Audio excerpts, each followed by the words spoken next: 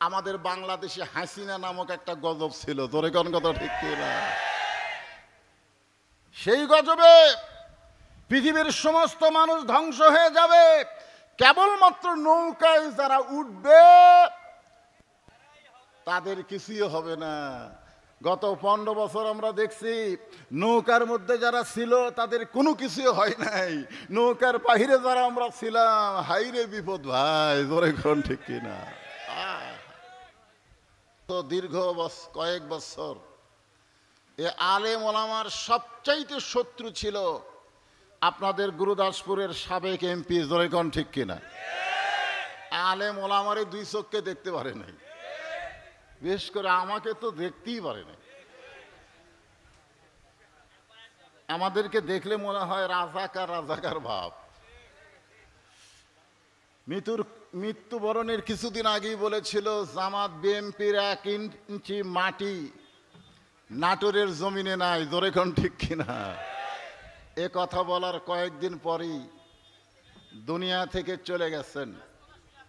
এখান থেকে প্রমাণ হয়ে গেল অহংকার করার কোনো সুযোগ নাই, অহংকারের একমাত্র মালিক হচ্ছেন আমার আল্লাহ, জোরে বলেন কথা ঠিক কিনা? আমার এলাকার যারা আওয়ামী লীগ করতো সিনা টান করে ঘুরতে আর বলতো আমারই চিনিস, 5ই আগস্টের পরে তারা আর উপর দিকে তাকায় না, নিচের দিকে তাকায় হাঁটে। জিজ্ঞেস করলে কেমন আছেন ভাই, বলে নেত্রী যখন আমাদেরকে ছাইরা পালায় গেছে কেমনে ভালো থাকা যায়, জোরে কোন ঠিক কিনা? এমন নেতা নেত্রীর পিছনে সময় নষ্ট করো না, যেই নেতা নেত্রী নিজে বাঁচতে চায় কর্মীদের দিকে খেয়াল করে না, বরং আমরা এমন একজন মানুষকে মহামানবকে নেতা হিসেবে মানতে চাই যিনি জান্নাতের মধ্যে গিয়েও আমাদের কথা ভোলে নাই, জোরে বলেন ঠিক কিনা?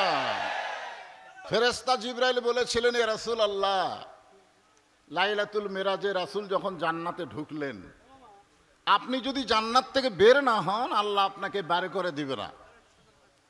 কারণ জান্নাতের শর্ত হলো সালামুন আলাইকুম তিবতুম ফাদখুলুহা খালিদিন। কেউ যদি একবার জান্নাতে প্রবেশ করে তাকে আল্লাহ চিরস্থায়ীভাবে জান্নাতে থাকতে দিবেন। তা আপনি যদি জান্নাত থেকে বের না হন আল্লাহ আপনাকে জান্নাত থেকে বের করে দিবে না। কারণ যে বছর রাসূল মেরাজ করেছেন ওই বছর রাসূলের জীবনে 3টা কষ্ট গেছে। রাসূলের তো সারা জীবনই কষ্ট, কিন্তু মেরাজের বছরে কয় কষ্ট? 1 নম্বর কষ্ট হলো চাচা আবু তালেব দুনিয়া থেকে বিদায় নিয়েছেন। 2 নম্বর কষ্ট হলো দরদের বিবি খাদিজা বিদায় নিয়েছেন। 3 নম্বর কষ্ট হলো তায়েফের ময়দানে কলেমার দাওয়াত দিতে গিয়ে রক্তাক্ত হয়েছেন। আল্লাহ রাসূল বললেন, জিবরাইল, যে কথা একবার বলে সেই কথার দ্বিতীয়বার বলো না। আমি নবী আমার জন্য নই, আমি নবী হলাম আমার উম্মতের জন্যে। আপনারা বলেন তো আমাদের নবী কি নিজের নবী? হযরত বেলাল বলেছিলেন, ইয়া রাসূলুল্লাহ, আপনি যখন কবরে যাবেন মুনকির নাকির আপনাকে কয়টা প্রশ্ন করবে? আল্লাহ রাসূল বললেন, বেলাল তোমার ধারণা কি? বলে, হুজুর আপনাকে আল্লাহ 2টা প্রশ্ন করবে। মুনকির নাকির কয় প্রশ্ন করবে? 2টা প্রশ্ন করবে। আল্লাহ রাসূল বললেন, কি 2 প্রশ্ন করবে? বলে, 1 নম্বর প্রশ্ন হলো মান রব্বুকা, আপনার রবকে। 2 নম্বর প্রশ্ন হলো আমার দীনুকা, আপনার দিন কি। 3 নম্বর প্রশ্ন আমার নাবিউকা, এটা করবে না কারণ আপনিই তো নবী। আল্লাহ রাসূল আফসোস করে বললেন, বেলাল তোমাদের ভাগ্য কত ভালো, তোমাদের নবী আছে, আর আমার ভাগ্য কত খারাপ, আমার কোনো নবী নাই। কারণ নবীদের কাজই হলো তার উম্মতদেরকে সুপারিশ করে জান্নাতে নিয়ে যাওয়া, জোরে বলেন ঠিক কিনা? সব নবী পারবে না, শুধুমাত্র আমরা যাকে নেতা হিসাবে নবী হিসাবে কবুল করেছি একমাত্র ক্ষমতা আল্লাহ তাকে দিয়ে দিবেন। এই জন্য রাসূল বললেন, আমি জান্নাতে প্রবেশ করেছি আমার জন্যে না, আমার উম্মতের জন্য আল্লাহ কেমন জান্নাত বানাইছে শুধু দেখার জন্য। আমি সেই দিন জান্নাতে প্রবেশ করব যেদিন আমার সমস্ত উম্মতেরা জান্নাতি হবে। এখন আপনারা বলেন কোন নেতার চামচামি করবেন? হ্যাঁ, যে নেতা বিপদে পড়লে পালায়া যায় সেই নেতার চামচামি করে কোনো লাভ নাই। বরং এমন একজন মহামানবকে আমাদের নেতা হিসাবে কবুল করতে চাই যিনি জান্নাতে গেলেও আমাদের কথা ভোলে নাই। তিনি হলেন মুহাম্মাদুর রাসূলুল্লাহ। সকলে বলি সাল্লাল্লাহু আলাইহি ওয়াসাল্লাম। আল্লাহর মস্ত বড় একজন পয়গাম্বর ছিলেন, নাম হলো নূহ নবী। জিকিরের আলোচনা শুরু করলাম, একটু মনোযোগ দিয়ে শুনবেন। শুকনা জায়গায় একটা নৌকা বানাইছেন। জোরে কোন কি বানাইছেন? আরো জোরে, জোরসে বলুন।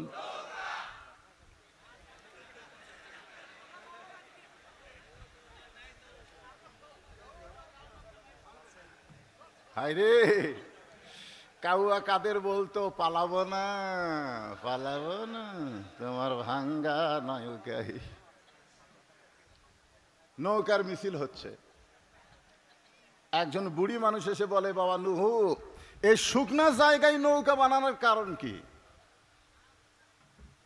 নূহ বললেন, বুড়িমা, বন্যা নামক একটা গজব আসবে। বন্যা নামক একটা গজব। আমাদের বাংলাদেশে হাসিনা নামক একটা গজব ছিল। তোরে কোন কথা ঠিক না? সেই গজবে পৃথিবীর সমস্ত মানুষ ধ্বংস হয়ে যাবে। কেবলমাত্র নৌকায় যারা উঠবে তাদের কিছুই হবে না। গত 15 বছর আমরা দেখছি নৌকার মধ্যে যারা ছিল তাদের কোনো কিছুই হয় নাই। নৌকার বাহিরে যারা আমরা ছিলাম, হাইরে বিপদ ভাই, জোরে কোন ঠিক কিনা? কেবলমাত্র নৌকার ভিতরে যারা থাকবে তাদের কোনো বিপদ নাই। বুড়ি বললেন, বাবা নূহ, তোমার এই ছোট্ট নৌকায় সবাই যদি উঠতে চায়, এত মানুষের জায়গা কি নৌকার ভিতরে হবে? নূহ বললেন, বুড়িমা, এই নৌকায় চড়ার শর্ত হলো লা ইলাহা ইল্লাল্লাহু নূহু নবিয়ুল্লাহ। এই নৌকায় চড়ার একটা শর্ত আছে। সেই শর্ত হলো কার জিকির? আরো জোরে বলেন, কার জিকির? লা ইলাহা ইল্লাল্লাহ নূহু নবিয়ুল্লাহ। এই জিকির যারা করবে কেবলমাত্র তারাই নৌকার ভিতরে জায়গা পাবে। সঙ্গে সঙ্গে বুড়ি বললেন, লা ইলাহা ইল্লাল্লাহ নূহু নবিয়ুল্লাহ। নূহ নবী বললেন, বুড়িমা, আপনার আর কোনো টেনশন নাই। মনোযোগ দিয়ে শুনবেন, আপনার আর কোনো টেনশন নাই। বন্যা নামক গজব যখন আসবে, আমি আপনার হাত ধরে নৌকায় উঠাবো। সঙ্গে সঙ্গে বুড়ি বললেন, আলহামদুলিল্লাহ। আসলে প্রশংসা করা লাগতো কার? আল্লাহ। যে হাত ধরে নৌকায় উঠাবে তার প্রশংসা করা লাগবে। বাবা নূহ, তুমি অত্যন্ত ভালো মানুষ, বন্যা গজবে তুমি আমাকে হাত ধরে নৌকায় উঠাবা। কিন্তু বুড়ি নূহ নবীর প্রশংসা না করে প্রশংসা করেছে কার? আমরা দীর্ঘদিন এত প্রশংসা করছি ভাই, ভয়ের ঠেলায় বক্তা মোনাজাতের মধ্যে পর্যন্ত বলেছে রব্বানা আতিনা ফিদ দুনিয়া হাসিনা। কারণ হাসানা বললেই বিপদ, হাসিনা বলা লাগবে। ধরে কোন ঠিক? আয় আয় আয়। বন্যা গজব শুরু হয়ে গেল। এই পৃথিবীতে 40 দিন সমস্ত পাহাড় পর্বত পানির নিচে ডুবে থাকলো। এক সময় বন্যার পানি কমে গেল। ওই নৌকাটা যদি পর্বত এসে ভিড়ে গেছে। আল্লাহ ডাকতে বলে, নূহ রে, নৌকার খবর কি? নূহ বলতেছে, আল্লাহ, নৌকার ভিতরে যারা জীবিত আছে তারা, নৌকার বাইরে যারা ধ্বংস হয়েছে তারা। আল্লাহ কয়, নূহ, ওই বুড়িটার খবর কি? নূহ বলতেছে, আমার মনি নাই। নূহ বলতেছে, আমার কি নাই? মনি নাই। দেখেন, বিপদে পড়লে একটা নবী পর্যন্ত বুড়ির কথা ভুলে যায়। আর সেই বিপদে আপনারা পীর ধরছেন। পীর ধরছেন, বলে হুজুর আমার কোনো টেনশন নাই, আমি পীর ধরছি।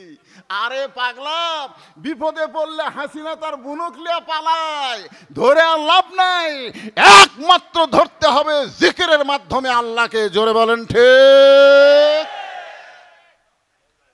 এই জন্য আল্লাহ বলেছেন, ইন্না নাহনু নাযালনা যিকরা ওয়া ইন্না লাহু লাহাফিজুন। আমি আল্লাহ এই কোরআনকে জিকির হিসাবে নাজিল করেছি। এই কোরআনকে হেফাজতের দায়িত্ব একমাত্র আল্লাহ নিয়েছে। জোরে বলেন সুবহানাল্লাহ। স্বাধীনতার পরে দেখলাম বাবা দেশ শাসন করেছে, তারপরে দেখলাম স্বাধীনতার ঘোষক আমাদের বাংলাদেশ শাসন করলো, তারপরে দেখলাম এক স্বৈরাচার চাচা এসে দেশ শাসন করলো। জোরে বলেন কথা ঠিক। তারপরে দেখলাম আমাদের ভাবি, বগুড়ার ভাবি বাংলাদেশ শাসন করলো, তারপরে দেখলাম ভাবির পরে বুবু, বুবুর পরে ভাবি, তারপরে দীর্ঘদিন পর্যন্ত বুবু স্বৈরাচার হয়ে বাংলাদেশের উপরে দমন পীড়ন নির্যাতন শুরু করে দিল। দীর্ঘ 50 বছর ধরে আমরা দেখলাম বাংলার 1 ইঞ্চি মাটিতে কোনো শান্তি নাই। শান্তি যদি পাবার চাই, আগামীতে আল্লাহর কোরআন আমরা দেখতে চাই। জোরে বলেন কথা ঠিক কিনা।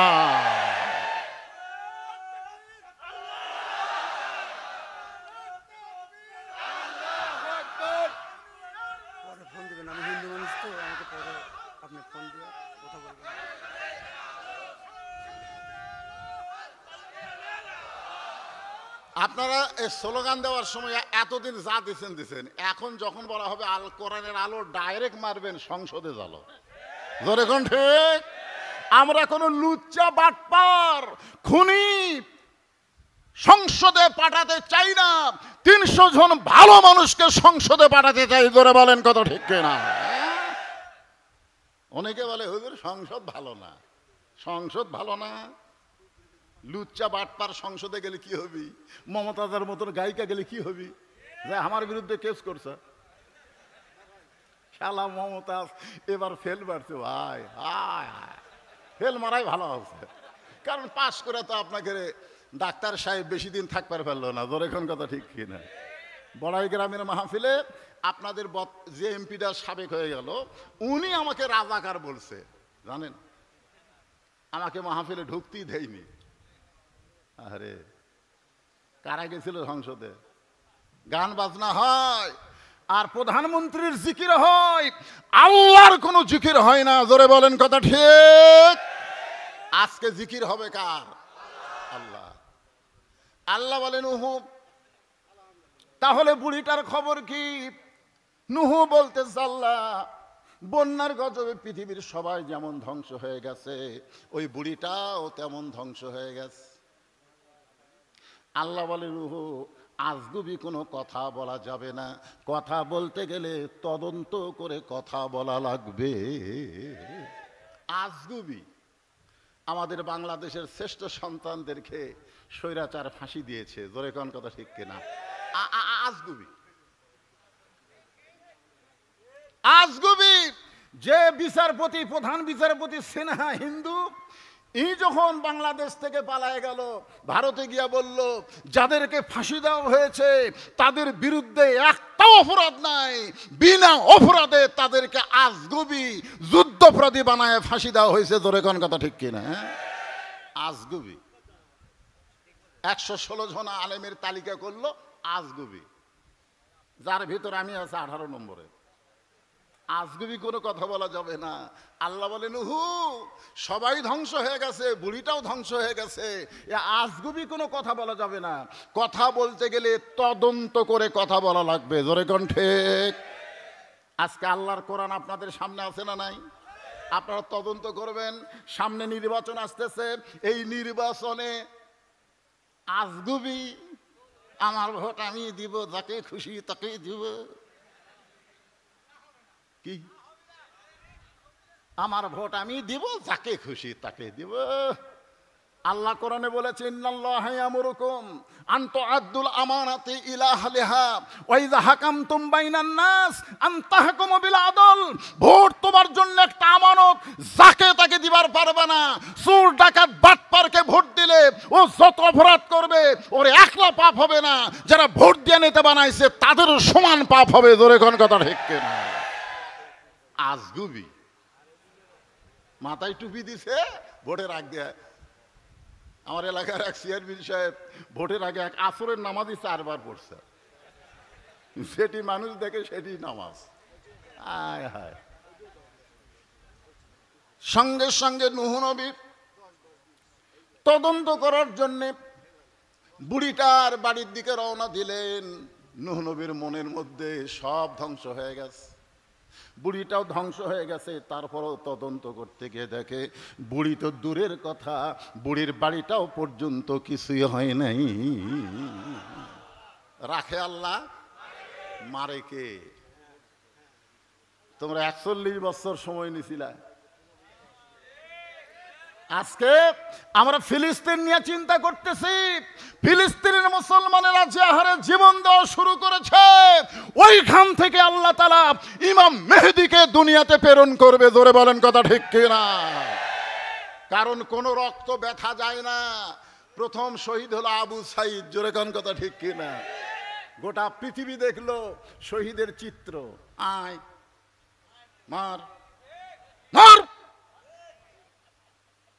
যখন গুলি করলো তখন গোটা পৃথিবী দেখলো যে পুলিশ অন্যায়ভাবে একটা ভার্সিটির ছেলেকে, সন্তানকে, মেধাবীকে গুলি করে হত্যা করলো।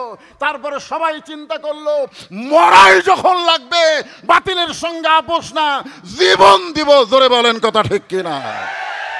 পুলিশের আইজি বলেছে স্বরাষ্ট্রমন্ত্রীকে, ভিডিও প্রকাশ। কি করবো স্যার, একটাকে গুলি করি পড়ে যায়, ওই ফাঁকা জায়গা আর একজন দাঁড়ায়। এমনি এমনি স্বৈরাচারের পতন হয় নাই। ফিলিস্তিনের মুসলমানের বিজয় আসবে। রক্ত যখন দেওয়া শুরু হয়েছে, মুসলমানের বিজয় দুনিয়াতে কেউ ঠকাতে পারবে না। জোরে বলেন কথা ঠিক কিনা?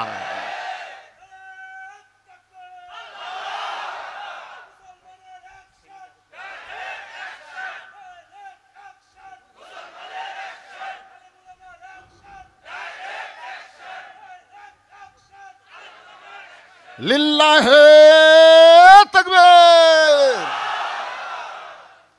নূহ নবী ডাক দিলেন, বুড়িমা সব ধ্বংস হয়ে গেছে। এই ঝুবড়ি বাড়ি ঠিক আছে? বুড়িমা, বুড়ি টোপলা নিয়ে হাজির। নূহ নবী বলে, বুড়িমা টোপলা কেন? বলে, তুমি যেদিন বলেছিলে যে বন্যা গজব আসলে আপনার হাত ধরে নৌকায় উঠাবো, আমি সেদিন থেকেই সাইদ হয়ে আছি। তার মানে বোঝা গেল লা তামুতুন্না ইল্লা ওয়া আনতুম মুসলিমুন। মুসলমান হয়ে যদি মরতে চাও, মরার আগে সাইদ হলে হবে না, আজ থেকে আমাদের সাইদ হয়ে থাকতে হবে। জোরে বলেন কথা ঠিক কিনা? যেই জালেম বাংলাদেশ থেকে বিদায় নিয়েছে, চট করে বাংলাদেশে ঢুকবে, আর আমরা তাকে বরণ করব না। দরকার হলো আয়না ঘরের মধ্যে চট করে ঢুকাই দিব। জোরে বলেন কথা ঠিক কিনা? আমাদের সাইজ হয়ে থাকা লাগবে। সাইজ বেয়া সাইজ হলে হবে না। মনে করছে চলে গেছে, আর কি হবি রে? চলে গেছে জালেম। জালেমের দোসর রন্দে রন্দে বসে আছে। জোরে কথা ঠিক কিনা? সাইজ হওয়া লাগবে। এই জন্য আল্লাহ বলেন, ইয়া আইয়ুহাল্লাযীনা আমানুত্তাকুল্লাহা হাক্কা তুকাতিহি ওয়া লা তামুতুন্না ইল্লা ওয়া আনতুম মুসলিমুন। কিন্তু যেদিন ডাক পড়িবে কবর মাঝে যাইতে, জোগাড় কিছু করছো বন্ধু তার মাঝে বিছাইতে। যে কোনো সময় আমাদের মৃত্যু ডাক আসবে। জোরে কোন ঠিক কিনা? তাহলে সাইজ হওয়া লাগবে। সাইজ। এখন মৃত্যুর জন্য সাইজ হতে ইমানের পরে 1 নম্বর যে আমল, তার নাম হলো নামাজ। আপনি যদি নামাজ না পড়েন, তাই হুজুর আমরা জুম্মার নামাজ পড়ি, হুজুর মসজিদ করা হচ্ছে। আমি বাংলাদেশের অনেক মসজিদ দোতলা দেখছি, 3 তলাও দেখছি। আমি মসজিদ কমিটিকে বলছি, ভাই এই 3 তলা পর্যন্ত কি মুসল্লি হয়? কয় হয় হুজুর, মুসল্লি আটে না, দেখেই তো দোতলা থেকে 3 তলা। আমি বললাম ফজরের খবর কি? কয় ফজরে তো 1 কাতারই হয় না। 3 তলা তো দূরের কথা, 1 কাতারই হয় না। জোহরের খবর কি? বড় জোর 2 কাতার। আসরের খবর কি? কয় ফজরেরই মতো। মাগরিবের খবর কি? 3 কাতার হয় হুজুর। এশার খবর কি? কয় ফজরও যায় এশাও তাই। তো মসজিদের মধ্যে কয় কাতার? কয় 12 কাতার। তো 12 কাতারের 3 কাতার মুসল্লি হয় না, 3 তালা করছো কেন? বলে ওই যে জুমার দিন সবার শেষে এসে আগে যায়, ওই শালাকের জন্য 3 তালা। জুমার দিনে সবার শেষে এসে আগে যায়, ওরকে জন্য 3 তালা।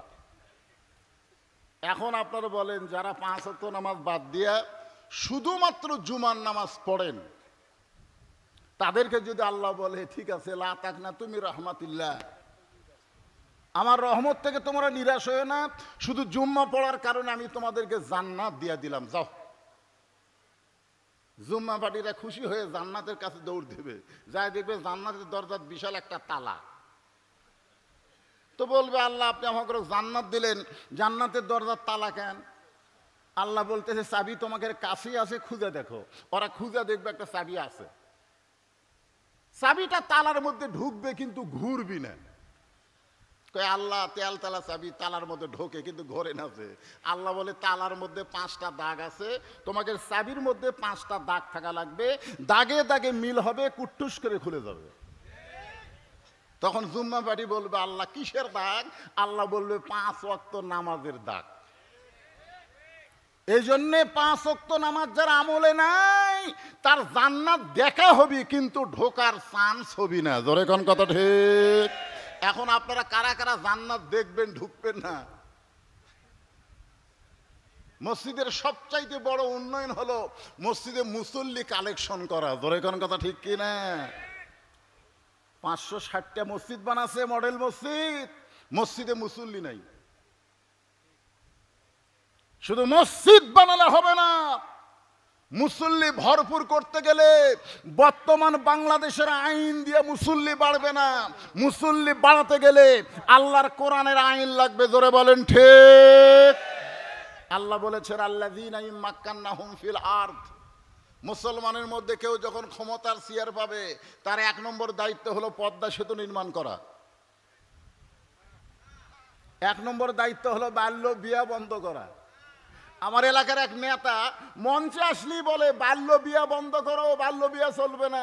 আমি কইলাম বাল্য বিয়া হারাম না, কিন্তু বাল্য প্রেম বন্ধ করা লাগবে। জোরে কোন কথা ঠিক কিনা? মাদক মুক্ত যুবক গঠন করা, এগুলা কাজ, কিন্তু 1 নম্বর কাজ না। 1 নম্বর কাজ হচ্ছে আকামুস সালাত, নামাজ কায়েম করা। জোরে কোন ঠিক কিনা ভাইজান? একটু মনোযোগ দিয়ে শুনবেন। আল্লাহ কোরআনে বলেন ইযা নুদিয়া লিস-সালাতি মিন ইয়াউমিল জুমআ ফাসআউ ইলা যিকরিল্লাহ ফাযকুরুনি আযকুরকুম ওয়াশকুরুলি ওয়ালা তাকফুরুন। নূহ নবী বলে বুড়িমা টোপলা নিয়ে রেডি হয়ে আসো, বলে যে কোনো সময় বন্যা গজব আসবে, আর তুমি যদি আমাকে ডাক দাও বাবা, এই টোপলা সাইজ করতে যদি আমার দেরি হয়ে যায়, তাহলে বন্যা গজবে আমি শেষ হয়ে যাব। নূহ বলে বুড়িমা বন্যা হয়ে গেছে, বন্যা হয়ে গেছে।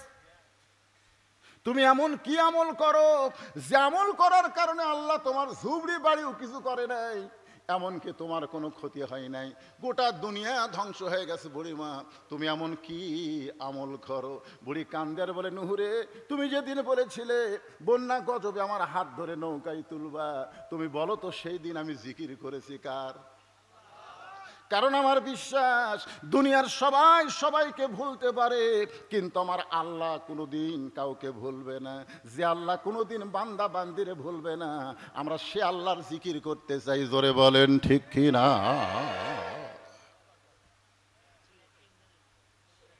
আল্লাহ বলতেছেন ফাযকুরুনি আযকুরুকুম। আবার আল্লাহ বললেন ইন্না নাহনু নাযালনা যিকরা। দেখেন খুব খেয়াল করবেন, এই কোরআনকে আমি আল্লাহ তাআলা জিকির হিসাবে নাজিল করেছি। 13 বছর নবী মক্কায় কোরআন নিয়ে দাওয়াত দিলেন। কোরআন শোনার মানুষ আছে, কিন্তু কোরআন গ্রহণ করার মানুষ নাই। নবী যখন কোরআন তেলাওয়াত করত, চুপি চুপি চোরের মতন আবু জেহেল আল্লাহর কোরআন তেলাওয়াত শুনতো। জোরে কোন ঠিক কিনা? যেরকম আপনারা ওয়াজ শুনতেছেন বসে থেকে, কিন্তু আবু জেহেলের বসার চান্স হয় নাই। আপনারা বক্তার মুখ দেখতেছেন, কিন্তু আবু জেহেল নবীর মুখ দেখতে পারে নাই। নবী ঘরের মধ্যে কোরআন পড়ে, আর আবু জেহেল চোরের মতন বাহির থেকে দাঁড়ায় দাঁড়ায় শোনে। সকালবেলা মিটিংয়ের মধ্যে গিয়ে আবু জেহেল বলতেছে, এত সুন্দর কোরআনের বাণী, রাতটা কোন দিক দিয়ে গেল আমি বুঝবার পারিনি। আবু সুফিয়ান বলে, নেতা, যেই কোরআন শুনতে আপনার রাত চলে যায়, সেই কোরআন গ্রহণ করলে অসুবিধা কোন জায়গায়? শুনতেই যদি এত ভালো লাগে, সেই কোরআন গ্রহণ করলে অসুবিধা কি? আবু জেহেল বলে, আবু সুফিয়ান রে, কোরআনকে যদি গ্রহণ করি তাহলে তোর আমার ভুয়া নেতৃত্ব চলবে না, আসল নেতা হয়ে যাবে আব্দুল্লাহর এতিম পোলা। আজকে বাংলাদেশে যদি কোরআনকে গ্রহণ করা যায়, আবু জেহেলের মতো নেতা যারা বাংলাদেশে, তারা এটা সহ্য করবে না। জোরে বলেন কথা ঠিক। কারণ কোরআনের প্রথম শব্দই হলো ইকরা। ইকরা মানে পড়ো, পড়ো, পড়ো। কি পড়বা? বহু পড়া বাংলাদেশে আছে। আজকে আমাদের ছোট মাসুম বাচ্চাকে আমরা আগডুম বাগডুম ঘোড়াডুম সাজে ঢাক ঢোলক ঝাঁঝর বাজে এই মিথ্যা শিক্ষা দেই। ক্লাস 2 এর ছাত্র দাঁড়ায় পেশাব করে, পিঠের উপরে বইয়ের ব্যাগ, আর দাঁড়ায় পেশাব করতেছে, আর পেশাব দিয়া অনেক সময় লেখালেখি পর্যন্ত করে। আমি এক ছেলেরে কইলাম, কোন ক্লাসে পড়িস? বলে ক্লাস 2 এ পড়ি। বসে থাকা পেশাব কর, দাঁড়ায় পেশাব করিস কেন? তোর স্যার কি তোকে শিখাইনি কেমনে পেশাব করা লাগে? ও তখন মুসকি মুসকি হাসে আর বলে, চাচা, প্রাইমারির পেশাবখানায় গিয়া দেখি আমার স্যার দাঁড়ায় পেশাব করে। স্যার যদি দাঁড়ায় পেশাব করে, তার ছাত্র কোনোদিন বসবে না। 90% মুসলমানের দেশে এই বাতিল শিক্ষা দিয়া আমাদের সন্তানকে ভালো করতে চায়, এটা কখনোই সম্ভব না। আল্লাহর কোরআনকে গ্রহণ করতে গেলে এই কোরআনকে সর্বপ্রথম হাতে নেওয়া লাগবে। জোরে কোন ঠিক কিনা? আল্লাহর এই কোরআনকে কারা কারা হাতে নিবে? 2 হাত তুলে আমার আল্লাহকে দেখান। লিল্লাহে তাকবীর। এখনই যদি আপনাদের বলা হয়, আসেন তো ভাই লেন, তখন আপনাকে অনেকে বলবে, হুজুর এখন তো শরীর ঠিক নাই। কারণ এই কোরআনকে ধরবার গেলে, শোনেন, এইভাবে যদি কোরআনকে ধরেন, যদি কোরআনকে ধরেন, লা ইয়ামুসসুহু ইল্লাল মুতাহহারুন, ততক্ষণ পর্যন্ত কোরআনকে স্পর্শ করতে পারবি না, যতক্ষণ পর্যন্ত তুমি পবিত্র না হবা। 2011 সালে আমি যখন প্রথম হজে যাই, আমার সঙ্গে একজন লোক আছিল। ও আল্লাহর ওই কাবা ঘর চুমা খাওয়ার জন্যে খালি লোকজনকে এরকম কুনার ঘুতে মারে, যায় দৌড়ে যায় কাবার গিলাফ এরকম ধরে চুমা খায়। আমাকে বলে, হুজুর আপনি কাবার গিলাফ চুমা খাচ্ছেন? আমি বললাম, যে মানুষের ভিড় ভাই, কেমনে কাবার গিলাফ চুমা খায়? তখন কয়, হুজুর এই ভিড়ের ভয়ে আপনি সাইড দিয়ে ঘুরবেন, খালি কুনা মারবেন আর যাবেন।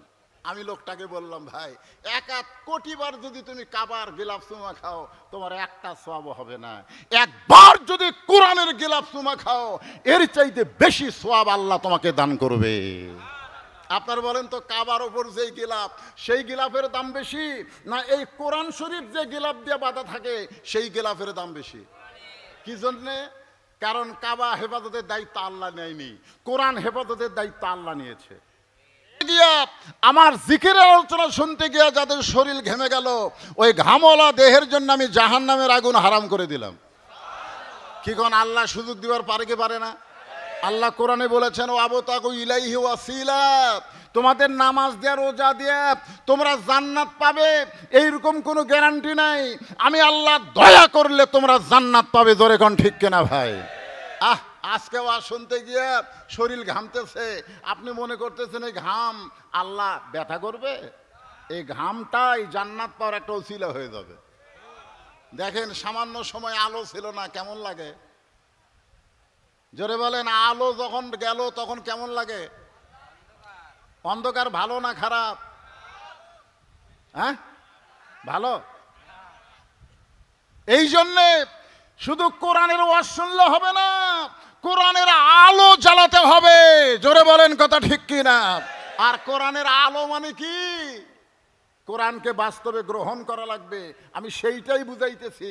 আমি আমার এই হাজী ভাইকে বললাম যে 100 বার কাবার গিলাফ চুমা খেলে কোনো সওয়াব নাই, 1 লক্ষ বার চুমা খেলেও কোনো সওয়াব নাই।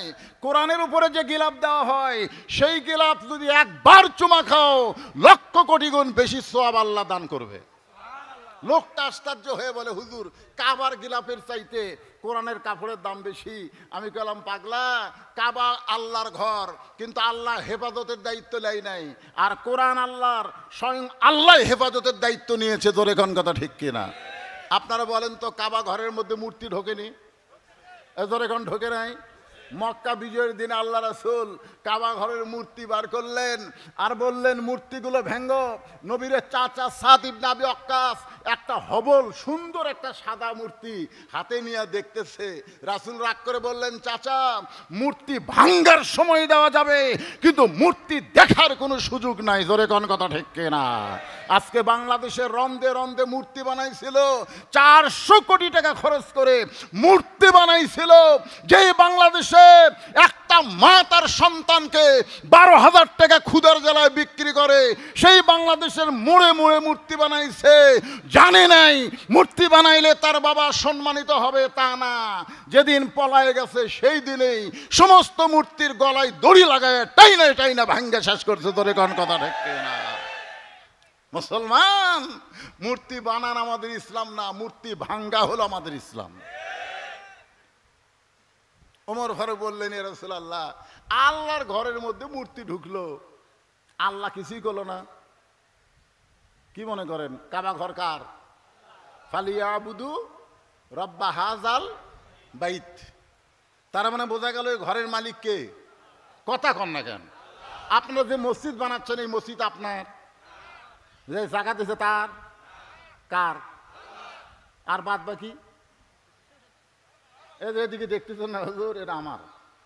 ওই সাইডে যা দেখতেছেন ওটা আমার ভাইয়ের, ওই পিছনে হলো আমার চাচার, আর এদিকে হলো আমার বাপের। তো সবই যদি তোমাকে হয় আল্লাহর, তো চলেন। হেঁটে হেঁটে মসজিদের সামনে গিয়ে বলতেছে, হুজুর এখানে আল্লাহর কিছুই ছিল না, আমার চাচা 10 শতক আল্লাহ দান করছে, আর আমরা টাকা পয়সা দিয়ে আল্লাহ ঘর বানিয়ে দিছি। ফেরেশতারা কয়, আল্লাহ এই দেশের নাম কি? যেই দেশে তোমার কিছুই নাই, ওর চাচা 10 শতক দান করলে তোমার হয়, আর ওরা টাকা পয়সা দিয়ে ঘর বানায় দেয়, এই দেশের নাম কি? আল্লাহ বলে, এই দেশের নাম হলো বাংলাদেশ। এরা নিজের বাড়ি 6 তলা 7 তলা করবে, মসজিদের জন্য সিমেন্ট সাবার গেলে তখন বলবে, ভাই আমার হাতে টাকা নাই ভাই। দুই কান্দের দুই ফেরেশতা বলে, শয়তান, যে বাড়িতে তোর থাকার গ্যারান্টি নেই সেটা 6 তলা বানালি, আর আল্লাহর ঘরে তুই 2 বস্তা সিমেন্ট দিবার পারিস না, তোর কান্দর থাকা লেখমো কি? জোরে কোন কথা ঠিক কি না? চিন্তা করে দেখেন, বিল্ডিং বানাচ্ছে কোটি কোটি টাকা খরচ করে।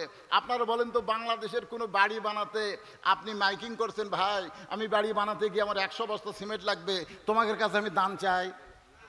কোনোদিন মাইকিং করছেন?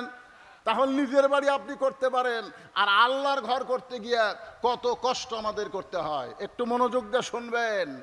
শুধু মসজিদ আল্লাহর নয়, গোটা বাংলাদেশ আল্লাহর। যেদিন বিশ্বাস করবেন মসজিদও যার, বাংলাদেশও তার, সেদিন শুধু মসজিদ ভালো হবে না, মসজিদের সাথে সাথে গোটা বাংলাদেশ ভালো হয়ে যাবে। জোরে কোন কথা ঠিক কিনা?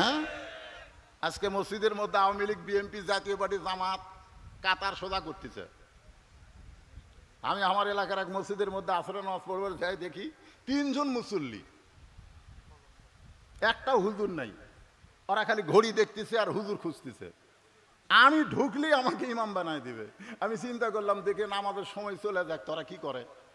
দরজার ফাঁকে দাঁড়ায় থাকে, দেখি ওরা 3 জন বলতেছে, ভাই আজকে আসরের নামাজের ইমামতি করবি কে? আমি খেয়াল করে দেখি, একজন জামাত ইসলাম করে, একজন বিএনপি করে, একজন আওয়ামী লীগ করে। তা আওয়ামী লীগ বলতেছে, ভাই জামাত ইসলাম তুই যা। জামাত ইসলাম বলতেছে, তোর দল ক্ষমতাতে আছে, তুই যা। তখন বলে, ভাই আমি নামাজ পড়ি রে, জীবনে পড়াবার পারি না। তো বিএমপিকে বলতেছে, তুই যা। বলে, আমি আকামত দিবার পারবো ভাই, কিন্তু সামনে যে কি করা লাগবে আমার জানা নাই। তখন জামাত ইসলাম বলতেছে, তা না আমিই যাই। আপনারা বলেন তো, যাই মসজিদের মধ্যে ইমামতি করতে পারে, সমাজের মধ্যে তাকে নেতৃত্বর আসন দিতে হবে। জোরে বলেন কথা ঠিক কিনা? তুমি বেটা মসজিদের ইমামতি করবার পারো না, তুমি সমাজের নেতা হবার চাও, তোমাক দিয়ে সমাজের 1 ইঞ্চি জায়গায় শান্তি হবে না।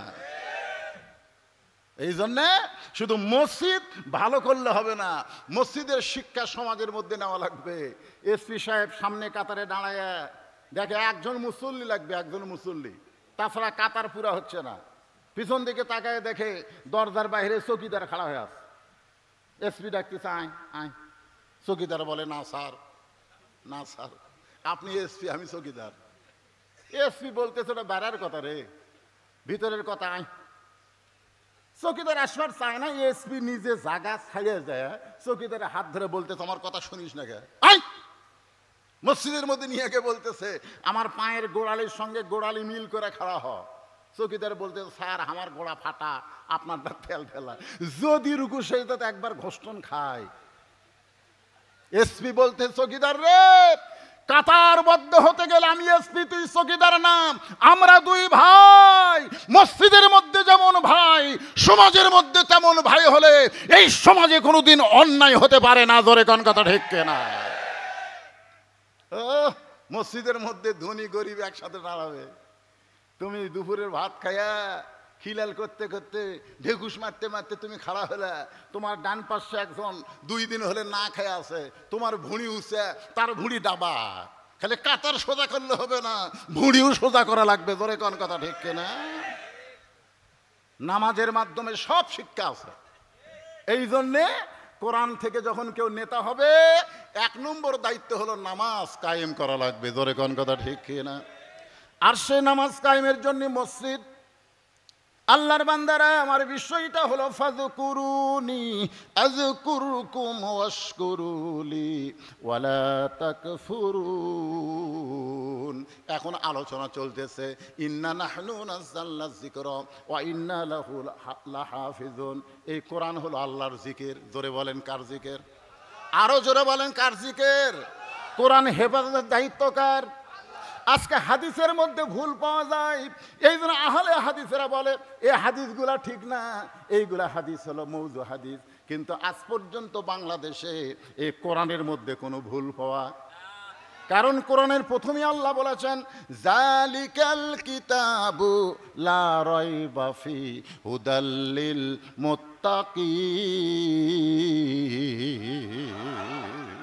কোনো সন্দেহ আছে? তাহলে সবাই আল্লাহ আকবার করলেন না কেন? বাংলাদেশে 2টা বড় দল, এরা আল্লাহ আকবার কয় না। কয়? আপনি আওয়ামী লীগের মধ্যে কোনোদিন আল্লাহ আকবার শুনছেন? যদি আওয়ামী লীগের কোনো কর্মী মিছিলের মধ্যে নারায়ে তাকবীর বলে, আপনারা বলেন তো কর্মী থুবি? বিএনপির মধ্যে কেউ যদি আল্লাহ আকবার বলে, সালাউদ্দিন কাদের চৌধুরীর ছেলে হুম্মাম কাদের, ও অবস্থিটা গাঙ্গে একটু আল্লাহ আকবার কইছিল, তাই বিএনপিরা বলে এটা তো হামাকের স্লোগান লয় রে। তা আপনারা কি আওয়ামী লীগ বিএনপির লোক নাকি? এই কোরআনের মাহফিলে এসে কোরআনে বলা হচ্ছে, জালিকাল কিতাবুল লা রাইবা ফি হুদাল লিল মুত্তাকিন, এই কিতাবের মধ্যে কোনো সন্দেহ নাই। এই আয়াত শোনার পরে যারা আল্লাহ আকবার বলতে পারে না, তাদের মুখে কলেমার উচ্চারণ হবে না। জোরে কোন কথা ঠিক না? আপনারা বলেন সন্দেহ আছে? কোনো সন্দেহ নাই। আল্লাহ বলেছেন হুদাল্লিল মুত্তাকিন, পাইকারি হারে সবাই হেদায়েত পাবে না, কেবলমাত্র যারা মুত্তাকি হবে। আর মুত্তাকির বৈশিষ্ট্য আল্লাহ বলতেছেন, আল্লাযীনা ইউমিনুনা বিল গায়ব, অদৃশ্যের প্রতি বিশ্বাস স্থাপন করা। আপনারা আল্লাহ দেখছেন নাকি? দেখছেন?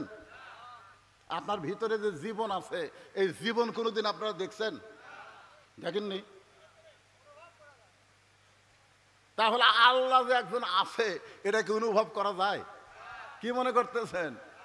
এত পুলিশ গুলি করলো, র্যাব গুলি করলো, আর্মিরাও এক সময় গুলি করতে করতে তারা বলল আর গুলি করব না। 1 ঘন্টা টাইম চাইলো, সেনাপতি তাকে 45 মিনিট টাইম দিল, রান্না করা ভাত পর্যন্ত ভাগ্যে জুটলো না। আল্লাহ আছে না নাই? এ জোরে বলেন, আছে না নাই? বিশ্বাস করতে হবে। মুত্তাকির 1 নম্বর বৈশিষ্ট্য হলো আল্লাযীনা ইউমিনুনা বিল গায়ব, অদৃশ্যের প্রতি বিশ্বাস স্থাপন করা।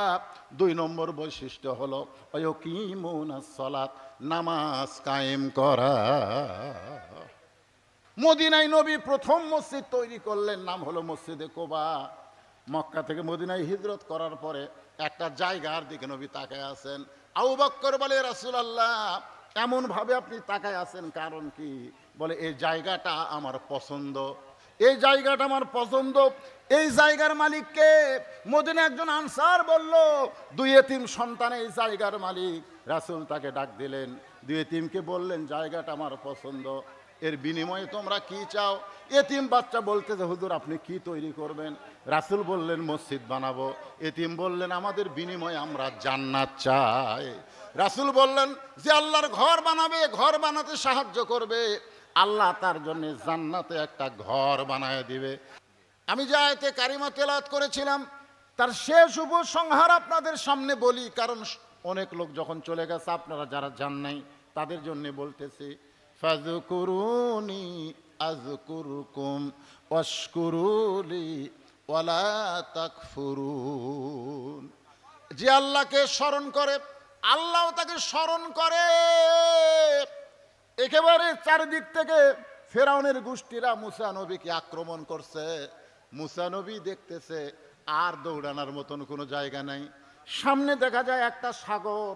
মুসা বলতেছে আল্লাহ, আল্লাহ গো তোমাকে নিয়ে জিকির করি, তোমাকে স্মরণ করি।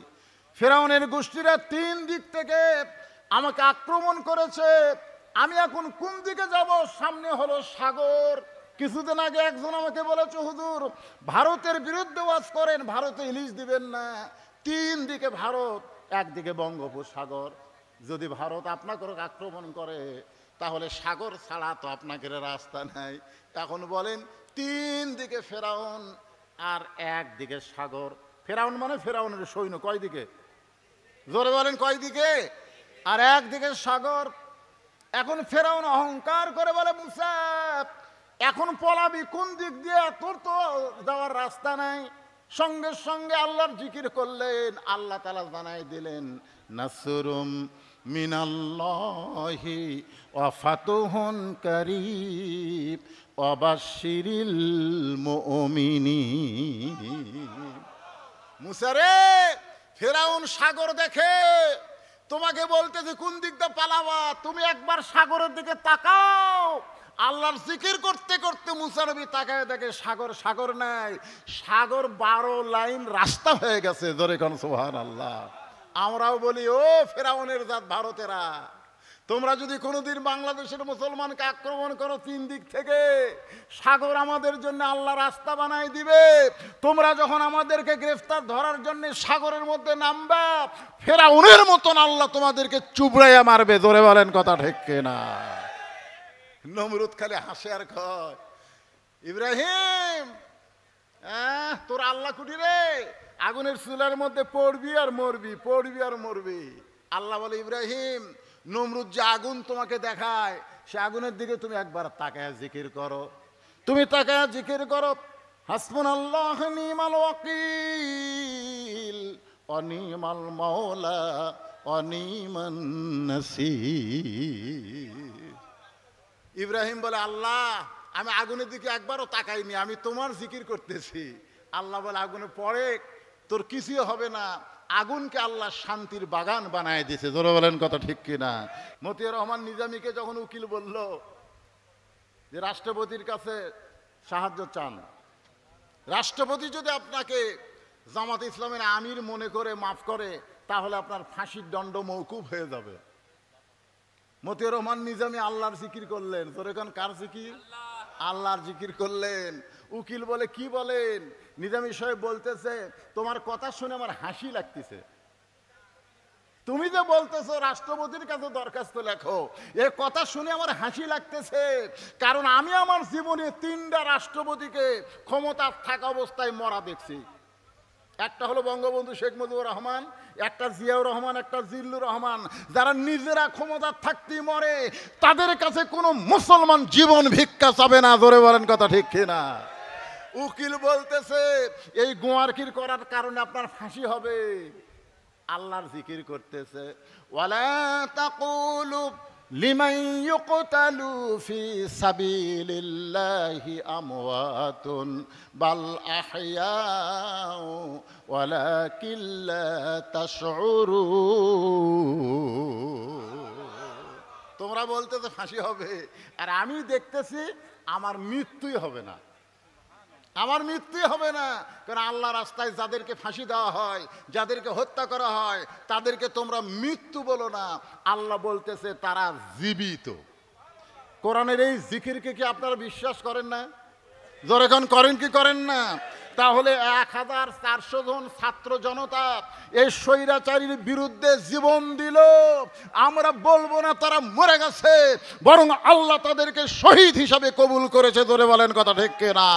তাদের রক্তের বিনিময়ে, তাদের শাহাদতের বিনিময়ে আমরা বাংলাদেশকে আবার দ্বিতীয়বার স্বাধীন হিসাবে পেয়েছি। কোরআনের হক কথাগুলো জবান খুলে আমরা বলতে পারতেছি। জোরে বলেন কথা ঠিক কিনা? এর চাইতে বড় জিকির আর কি ভাই? এই জিকিরকে নিয়ে আপনাদের সামনে আলোচনা শুরু করছিলাম, আমাকে তুলে দেওয়া হয়েছে 11টার পর। 28 তারিখে আমার জামাই আপনাকে দাওয়াত দেয়নি। আমি সেই মাহফিলের কমিটির লোক যদি এখানে থাকে তাদেরকে বলবো এই বুড়া মানুষকে বেশি কষ্ট না দিয়া 10টার মধ্যে তুলে দিবেন। কয়টার মধ্যে? 10টার মধ্যে তুলে দিবেন। বুড়া মানুষের জুয়ান ওয়াজ যদি শুনবার চান তাহলে 12টার মধ্যে মোনাজাত করা লাগবে। জোরে কোন কথা ঠিক কিনা? এখন রাত বাজতেছে 1:45। 1:45 মানে কি? এখন বাড়ির যে ঘুমাতে ঘুমাতে রাত 2টা বাজবে আপনাকে রে। আর সালাতো খায়রুন নাম শুনবার পারবেন? এই কথাক্ষণ শুনবার পাবেন? তাহলে মসজিদের উন্নয়ন করবে, মাহফিল ফজরের নামাজে যদি কাজা হয়ে যায়। এই জন্য গুরুদাসপুরের লোকজনকে আমি বলবো সময়ের গুরুত্ব দিবেন। আল্লাহ সময়ের কসম করেছে, ওয়ালা আসর মানে কি? সময়। সময়ের দাম আছে না নাই? এই জন্য সময়ের কসম করেছে আল্লাহ। এই জন্য ভাইজান সময়ের দিকে খেয়াল করবেন, তাহলে ইনশাআল্লাহ আমরা ভালো কথা শুনতে পাবো। 50 বছর যিনি কোরআনে তাফসির করেছে আল্লামা সাইদি হুজুর, আপনারা বলেন তো রাত 12টার পরে কোনোদিন ওয়াজ করছে? কারণ ওনার সময় হচ্ছে এশা থেকে 10টা পর্যন্ত। তাফসির শুনবেন, হক কথা শুনবেন, ভালো কথা শুনবেন। মানুষের মনের মধ্যে একটা খোরাক থাকা, চাহিদা থাকা অবস্থায় আলোচনা করতে হবে। আল্লাহ পাক আমাদের সকলকে কবুল করুক।